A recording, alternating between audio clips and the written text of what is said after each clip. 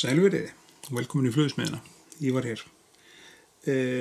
Í þetta skipti ætla ég að nýta flugu sem heitir Litla flugan eftir Jón Sigurðsson. Þetta sem sé þurrflugöngull og þetta múrstadkrókur og þetta með 12 og ástæðan fyrir að nota múrstad í þetta vídeo það bara ég á ekki Arex í þessu númer og nóga mjóan. Og tvinnin sem við erum að nota sem sé brúnn fröðin tvinni. Það svona kamelbrúnn. Og hann hér, séu litin á hann.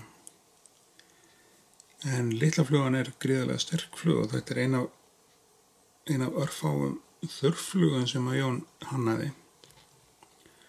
En held ég alveg klálega svo effektífasta og þetta bara fjöðurinn sem við notum í þetta bara þessi svona grisli fjöður og festum hana niður rétt fyrir og fyrir framan miðju á búk, kannski aðeins framar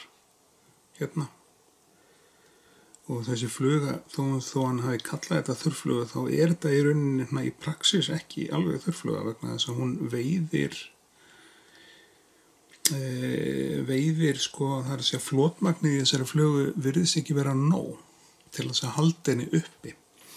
Það má nýta þetta með gulum svona grisli en það má líka nýta þetta bara með gráum, bara venjulegum og þannig hún upphaflega nýtt og hann kallar þetta bara afbrigði af moskító. Og svo kemur kraginn á þessa flugu bara hérna.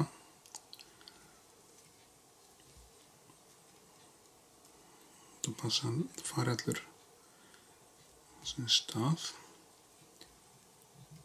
Og þetta ofur einföld eins og við sjáum í fluga því þetta öll flugan. Þetta í rauninni bara tvinni og svo þessi kragi og búið. Og sjá.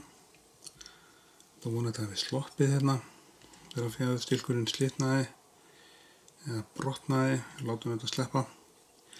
En þið getið þá rétt ímyndað ykkur hvernig þessi fluga veiðir í vatninu. Þú veist, þið vitið ef þetta stærðin á henni. Ég þarf að snirta þetta aðeins til, stundum þannig að gera það til þess að koma hnút hérna á þetta. Taka svona þessar fanir sem eru komnar óframlega.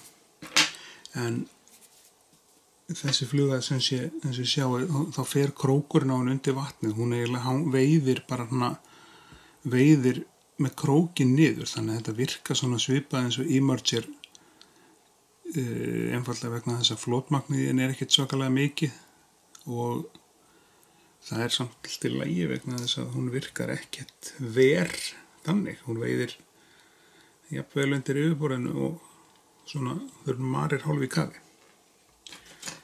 Ég geti prófað að nýta þessa flugu með gráum eða sem sé svörtu og hvítu grisli og sjáum hvernig hún kemur út. Þá minnir hún æði mikið á moskító.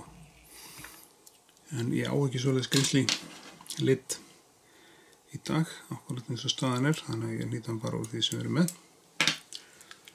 Og hún hefur virkað ágætlega fyrir mig svona gull. Og svo hef ég verið með rauða og rauðbekkjáttur líka. Það hefur virkað ágætlega.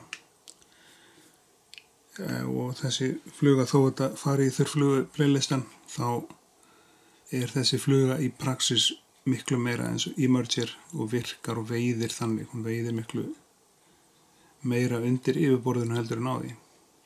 Þetta hún marir hálf í kafi. Rétt undir filmuna á vatninu.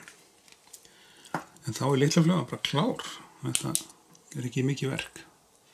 Þá söpum við þetta bara með ljósinu hérna. 10-15 sekúndur fyrir þunnt kód og meðan við erum að því þá bara þakka ég ykkur kærlega fyrir áhorfið. Þið með endilega setja like á vídeói, deila rásinu og gerast áskrifendur.